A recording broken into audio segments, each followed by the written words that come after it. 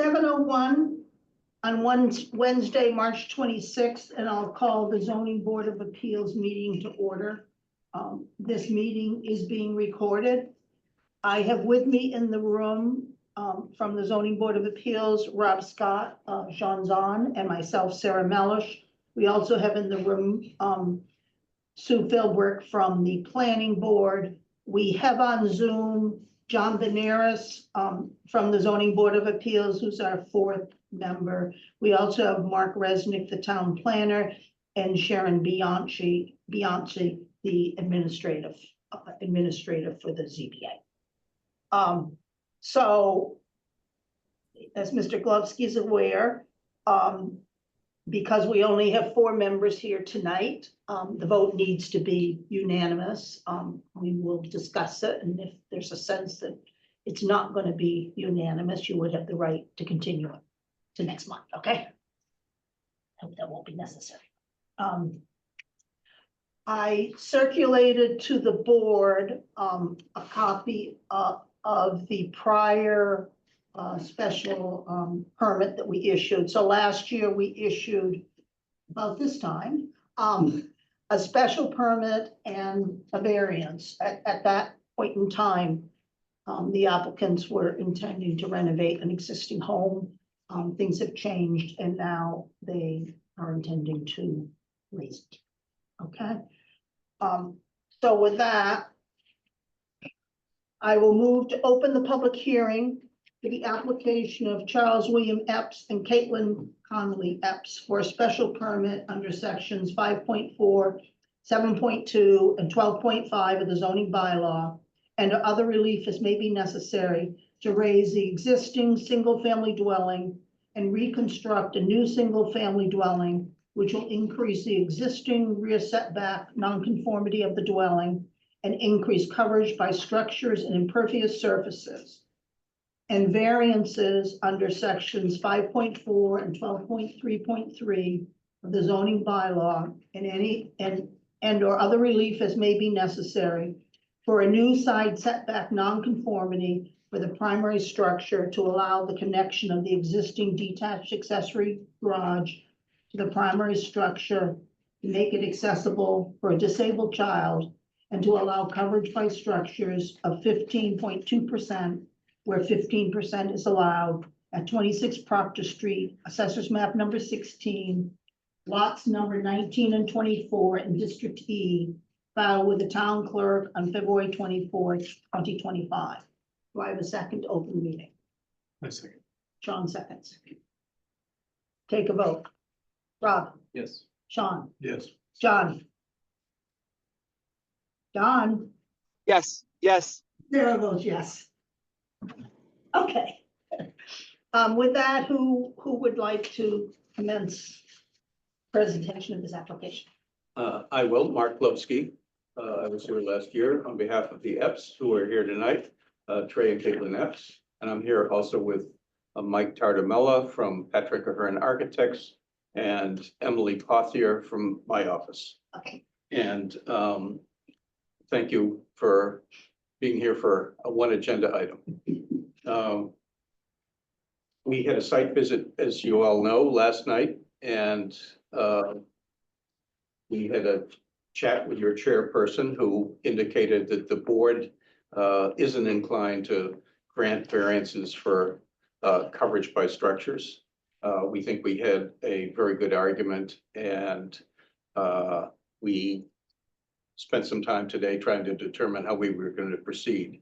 However, Mike has convinced us that the plans can be tweaked slightly and we can get down below 15%. So the first thing we're going to do is respectfully ask for leave to withdraw that portion of the application, so that we're essentially only asking for the relief that we were given last February, which is a special permit and a variance relating to the garage becoming part of the principal building. And just to refresh everybody's recollection, the property is non-conforming in several respects. It contains 36,333 square feet of land.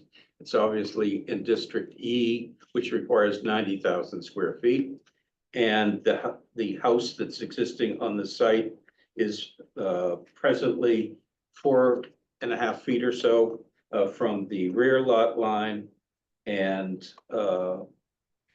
also exceeding the limitation on coverage by structures and impervious surfaces.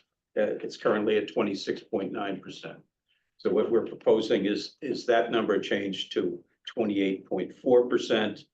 And as I explained before, and as the decision that you probably read indicates, the reason for the variance is that by connecting the garage to the main house on the property, it becomes principal structure, which is subject to a greater setback than the garage was subject to. It's not obviously going to change its location, but the board recognized last year that the lot is an unusually configured lot. It's sort of L-shaped and it jogs, and that's the location of the garage. So there are unique conditions that affect the property and the need for that variance. At this point, I guess the easiest thing would be for Mike to explain why we're not moving forward with the relief that was granted last year and why we're here tonight. And the EPS might weigh in on that as well. Sure, thanks, Mark. So again, Mike Tartamella from Patrick Ahern Architect. So we were before you last year for a renovation and restoration of the existing house. However, after going through the process of developing some drawings for that, we determined that based on the existing foundation and also the lack of adequacy in the existing structure for accessibility needs, it was determined that the most prudent effort would be to reconstruct the house in its existing location, albeit with adjustments that would accommodate both accessibility and a little bit more of a contemporary foundation underneath that would be structurally sound. So we pursued that with Trey and Caitlin and developed a plan that's before you this evening. Vis-a-vis, as Mark said, connecting the garage still and following in the same spirit of the plan that was approved this time last year.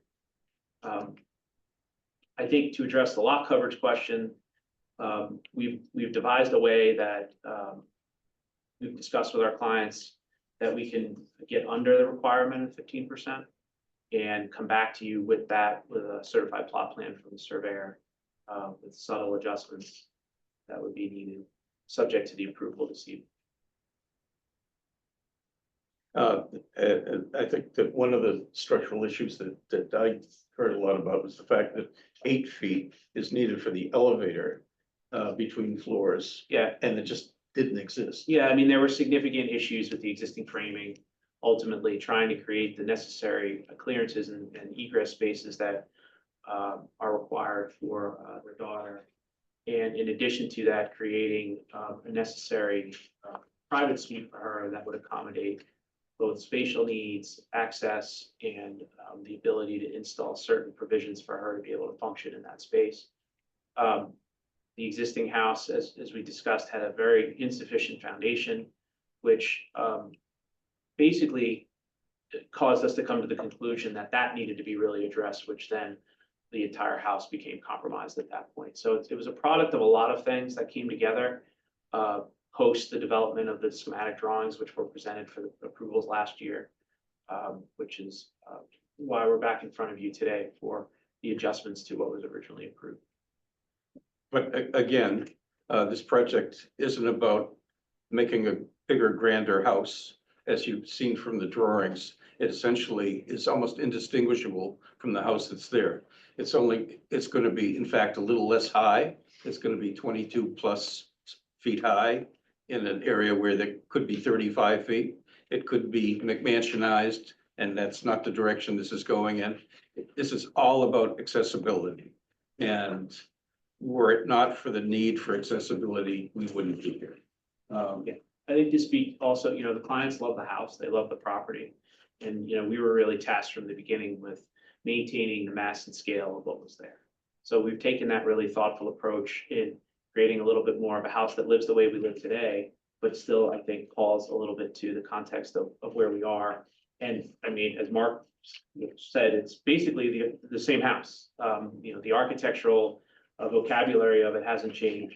And, realistically, the connection to the garage is probably the most serviceable part of the house to be able to give them the ability to manage the grading that's on site where the driveway arrives, and also to be able to bring, their daughter in and out in a covered area instead of, in inclement weather, having to deal with rain and snow, et cetera.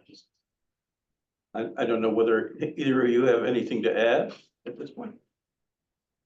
I think the only thing that I would add is seconding what Mike said. We love this house. And when we bought the house, we thought that this was our forever home.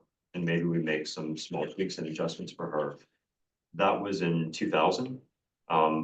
For 2020, sorry, 2020. As we talked about last night, we've had an ongoing research study for Avery because she's the first person ever discovered with her genetic condition. There's one other in the world also named Avery, coincidentally. Her condition is similar to childhood ALS. It's a degenerative condition. When we bought the house, she was able to walk around the first floor supported by a walker. She lost the ability to walk with a walker 3 or 4 years ago, and now can operate with a wheelchair. We are fighting to try to stop the progression of this, but we have to be realistic about how our condition is going to evolve. And so it's been amazing partnering with Mike and the team to think about how we design spaces that can accommodate not just where she is now, but where she's going. Currently in a self-powered wheelchair. She may need to be in a powered wheelchair in the future. We may need live-in care for her in the future. And so to be able to design a home that could accommodate all of those needs has been what we've been working on over the past year as we got greater clarity about where her condition is going. And that was along with the required ceiling heights, along with the need for egress in and out of the home. As we better understood her condition is really another reason why we had to make more fulsome revisions to the project.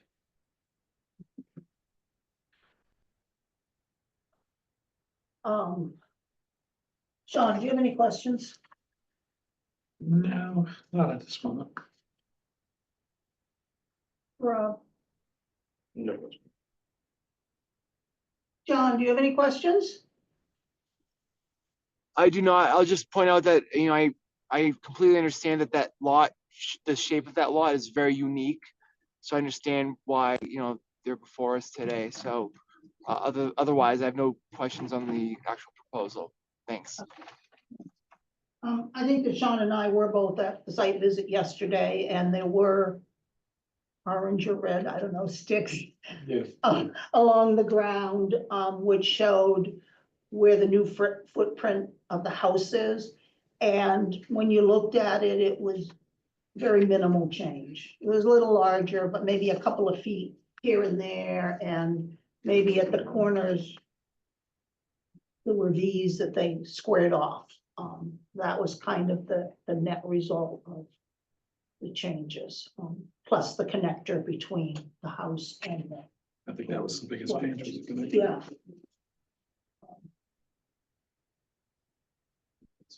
If it's not necessary, we'll do it. What we're hoping is that you will be able to make a decision this evening, and we will then give you the revised plans. But I just asked Mike whether or not it would be appropriate to explain to you how he's getting under the 15%. That would be great. Well, let me also ask this question. Yes. For you. Have we formally pulled the original request for the 15.2? I asked for it. I don't know that they voted on it. Okay, so, obviously, we would like to keep that. However, we've devised a way that doesn't compromise the house entirely.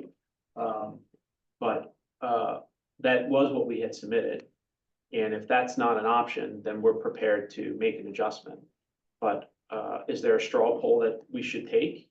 Or I can is the ask the board. sentiment of the board that's really not a path we should pursue? We can discuss that as a board. And in that vein, I guess I would suggest, since this is reopening this issue a little bit, that what it would be a de minimis bit of relief, because it would be 0.2% of lot coverage that we're going over. It's 72 feet or something like that. Yep. And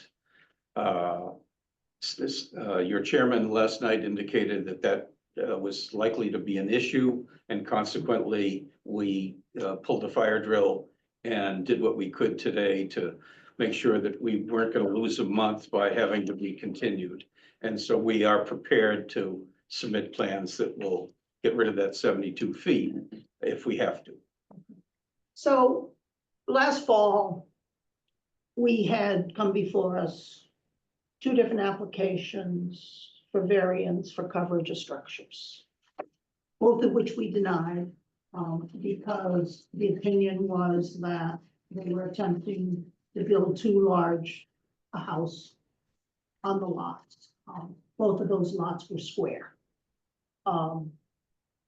And in that case, both applicants came back to us and reduced the scale of their plans in order to conform with the coverage of structures coverage. This before us, as Mr. Glovsky said, is 72 square feet over the maximum allowed coverage by structures. This lot is quite weird. It's got zigs and zags. They own a lot across the street, which can't be included because of the street that goes in between the two lots. This situation is also a little different in that they need more square footage in the house to accommodate a disabled child, get an elevator, and everything like that. So what's the sense of the board on the variance? Sarah, I'm okay with it. Okay, for coverage by structures. Yeah, so I mean, I would assume Yeah. that the new design reflects all of the current and future accessibility needs, and that's why it exceeds very slightly. And for that reason, I don't see it as an issue. My concern is that last year they came before us and they didn't exceed the coverage, which supposedly was sufficient. So that's kind of, But that was the existing house and Right. it's very old, and this one is being specifically built Right. for accessibility. what's your sense, Sean? Yeah, I mean, I'm okay with it, I mean, to be honest, because it's a very minimal.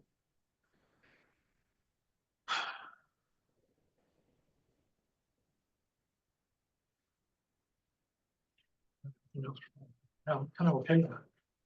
It's so minimal on the coverage. And the fact that it's different scenarios and we presented us before, that it's less, it's unlikely to be considered precedent for future people come before us without similar circumstances. Yeah. Is that a feeling? Yeah, given the circumstances in the future. I think if it sets a precedent, it would be a relatively good precedent.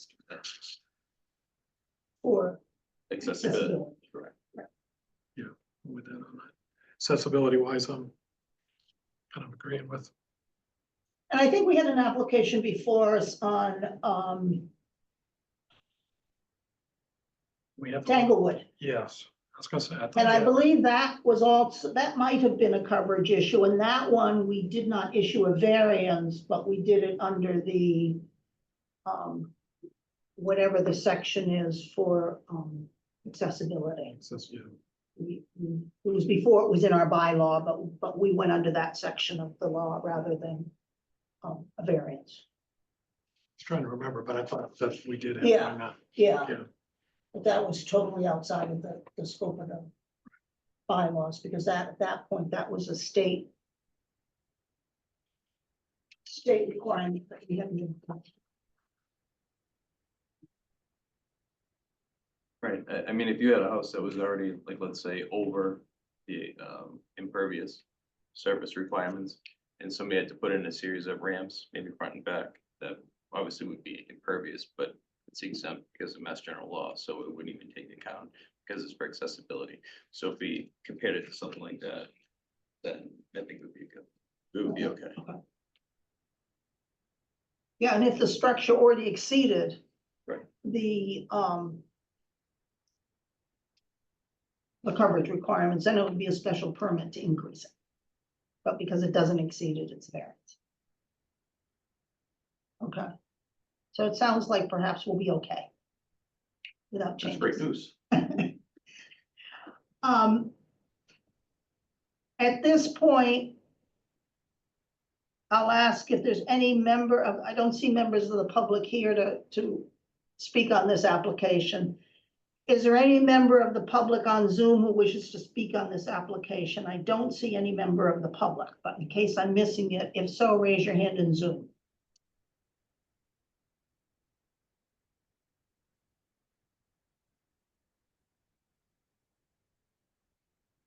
No, I think we're okay.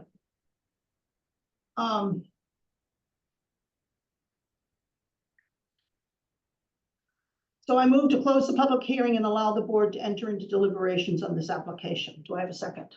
Second, Rob seconds. Vote, Rob, yes. Sean, Yes. John,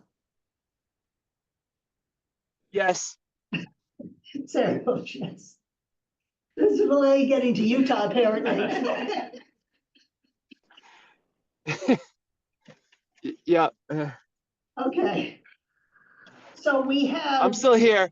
Okay, good. Don't go anywhere. So what we're looking at is, we're looking at the special permit, which is to increase the existing rear setback, which is already non-conforming, right? And we're increasing that just slightly under a foot.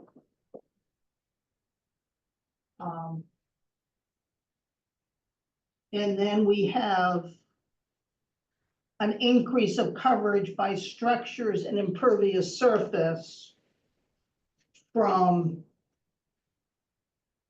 26.9% to 28.4%, so 1.5%. It's about 600 square feet, which I'm presuming is realistic, given the need for more hardscape for somebody in a wheelchair. You agree with that, Yes. Rob? Yes. John? Yes. So you feel this is not more detrimental than the existing nonconformities? That's correct, Sarah. Rob, Agreed. John? Agreed. Okay. Then we have the variance, which is the weirdo one, which is because they're attaching the garage to a primary structure. The garage was in the side setback already for an accessory structure, but they're now connecting it to the primary structure. So now it becomes a setback for the primary structure, therefore it's a new nonconformity and therefore it's a variance. Did I get that right? You did. Yeah. Yeah. Okay. And then we have the coverage by structures, which I think we've already discussed. So our standard is that it's in harmony with the purpose and intent of the bylaw. You're in agreement with that? Yes. John? Yes. Okay. Flash your headlights if you agree. I don't know if we're really seeing them or if it's an image. It's just an image. That's what I think too, thank you. So you ready to have me make a motion? Yes, please. Yes. Okay. I'm gonna make two motions. one for the special permit and separate one for the variances. I move to approve the application of Charles William Epps III and Caitlin Connolly Epps for a special permit under sections 5.4, 7.2, and 12.5 of the zoning bylaw, and other relief as may be necessary to reconstruct a non-conforming structure on a non-conforming lot, which will encroach a foot further into the rear setback and increase the coverage by structures and impervious surface from 26.9% to 28.4%, where 25% is allowed, to allow ADA accessible hardscape and to alter a non-conforming structure on a non-conforming lot. At 26 Proctor Street, Assessors Map number 16, lots number 19 and 24. I guess it's really only lot number 19, right? Right. Lot number 19 in District E, filed with the town clerk on February 24th, 2025, based on a finding that the proposed use is in harmony with the purpose and intent of the bylaw. The proposed alteration in the coverage by structures and impervious surface requirement, additional encroachment into the rear setback, and altering the non-conforming structure on a non-conforming lot will not be substantially more detrimental or injurious to the neighborhood in which it is located than the existing non-conforming structure and coverage by structures and impervious surface, and the requirements and conditions of section 12.5.2 of the zoning bylaw for the grant of a special permit have been met based on the following conditions. The structures and impervious surfaces are located as depicted on the proposed plot plan of land prepared by Hancock Associates dated 2/20/25, is that the right date? January, is it two? 2/10/25. There's a January 1/31/25, but revised 2/10/25. Revision dated 2/10/25. The lot coverage by structures and impervious surfaces does not exceed 28.4%. The construction proceeds substantially in accordance with the zoning board of appeals plans prepared by Patrick Ahern, presented to the ZBA on 3/26/25. I couldn't find a date on those plans, is that correct? On your plans. March Yeah. 24, 2025. Oh, I'm sorry. The filing date No, the date of your plans. I don't think they were dated. should have been cover sheet here. Okay, Uh, I'll just say presented to ZBA on 3/26/25. 3/26/25, yep. Okay. Illustrative site plan, A-1.1 proposed first floor plan, A-1.2 proposed second floor plan, A.1.3 proposed roof plan, and A-3.0 and A-3.1 proposed exterior elevations. Do I have a second? A second. Sean seconds. Any discussion? Take a vote. Rob, Yes. Sean, Yes. John, Approve. and Sarah approves. 4-0, you good.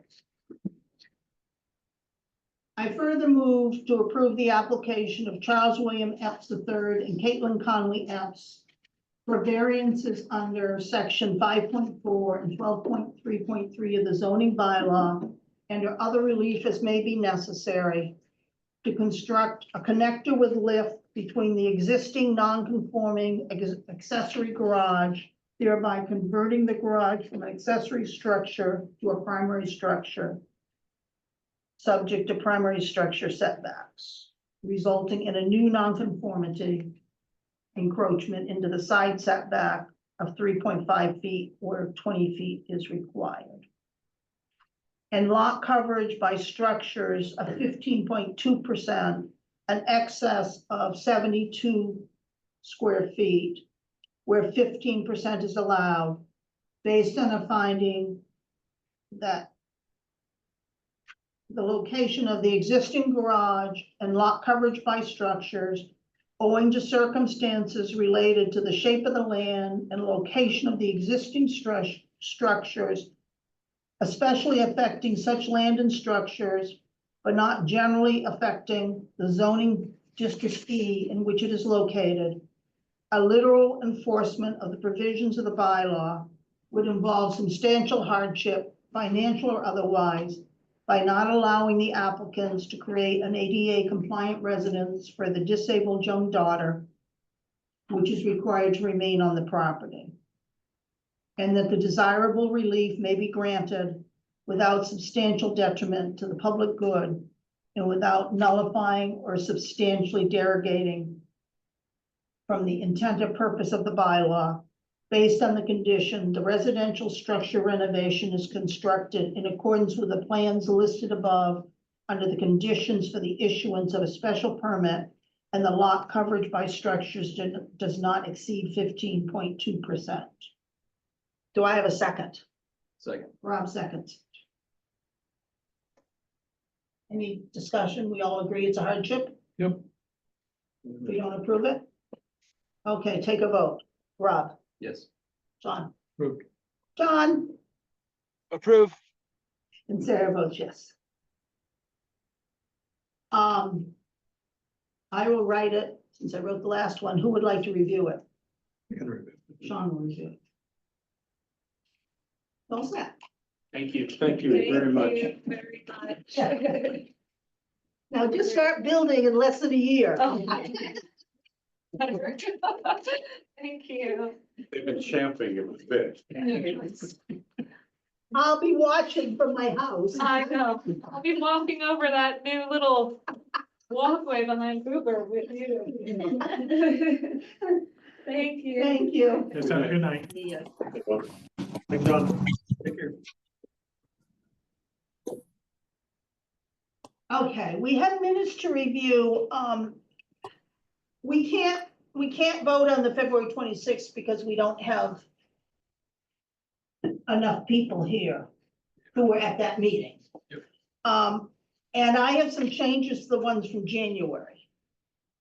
So I'm suggesting we don't vote on them tonight. That's fine. Is that okay? Yep. I felt that under the 7 Highwood Road section, there was no explanation about presenting the application. Oh. It seemed to be missing, so I didn't feel we should approve it. Anything else? We have one application for next month, which is 19 Smith's Point. If you may recall, we approved a pool at 19 Smith's Point not that long ago. Yeah, that's my son's familiar. This is for a pickleball, and it's very clear on the plans that were submitted. It's a pickleball court, not a generic sports court.